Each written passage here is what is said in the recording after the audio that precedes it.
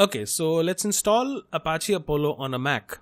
First up, ensure you have Java installed, and more importantly, you have the Java_home environment variable set properly. So let's open the terminal and type java-version. This should display the versions of Java as installed on your system. We currently have the standard installation of Java 1.8 as you can see.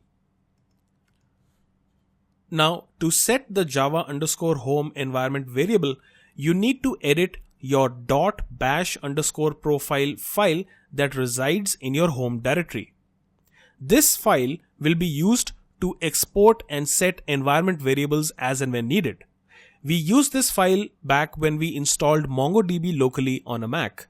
But in case you do not have this file or aren't aware of its existence, just follow along. Start by typing nano space .bash_profile. This will open or create the .bash_profile file using the nano text editor. Here you can see that I already have this file on my system, and I've got a few lines here which set up variables for my MongoDB installation. So on a new line, type out export Java_home is equal to, and within double quotes, $ followed by a parenthesis within which we'll type out /usr/libexec/java_home space -v space 1.8. The statement here beginning with the $ symbol runs the Java_home command that returns the path to our Java installation, and more specifically we are requesting the path to version 1.8. This is important in case you have multiple versions of Java installed on your system. Apollo works well with Java 1.8 and should support future versions of Java as well. Now, to save this file and exit, press Ctrl X, type Y, and press enter to save out to the .bash_profile file in your home directory. Next, I'm going to create a directory called Apollo, within which we'll create a subdirectory called Broker, which will house Apollo's broker instance that we'll create, and another folder called Apache Apollo, which will house the Apache Apollo installation that we'll download next. Now go back to Apache Apollo's website and click on the download link at the top. Now click on the download link that appears against the binaries for Unix, Linux and OS X section to download the archive on your Mac. Now click on a suitable mirror link to start the download, and I'll save this archive to the Apache Apollo folder inside our Apollo directory that we created just now. Once the download completes, open the file, which will extract it to a folder called Apache Apollo 1.7.1 or whichever version you are downloading.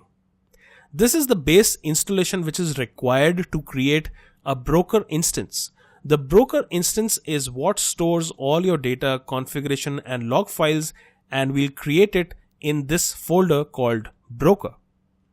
So back on the terminal, go into the Broker folder, and while inside, access the Apollo executable from within the bin folder inside the Apache Apollo directory like so.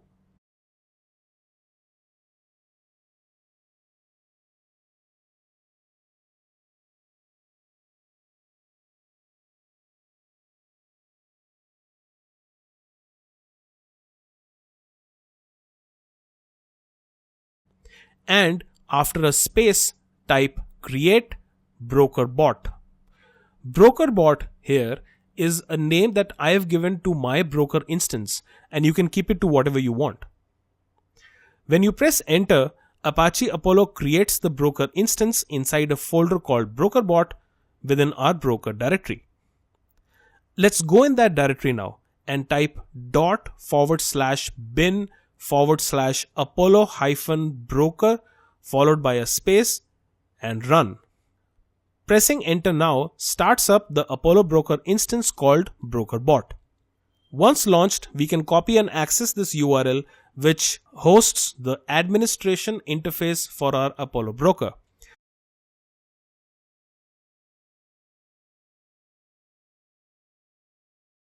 The first time you launch Apollo, you can use admin as your username and password as your password to access the account. Once inside, there are a number of things you can do, right from managing users and configuration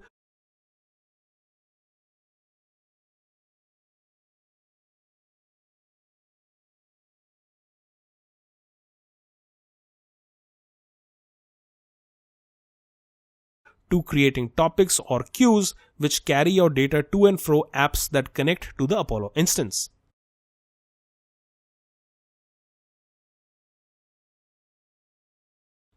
To terminate the instance, you can press Ctrl+C, and if you want to run Apache Apollo as a service in the background, you can type $bin/Apollo-broker-service followed by a space and start and press enter. This will launch the broker instance and will bring you back to the terminal prompt. You can issue the same command with stop instead of start to terminate the instance.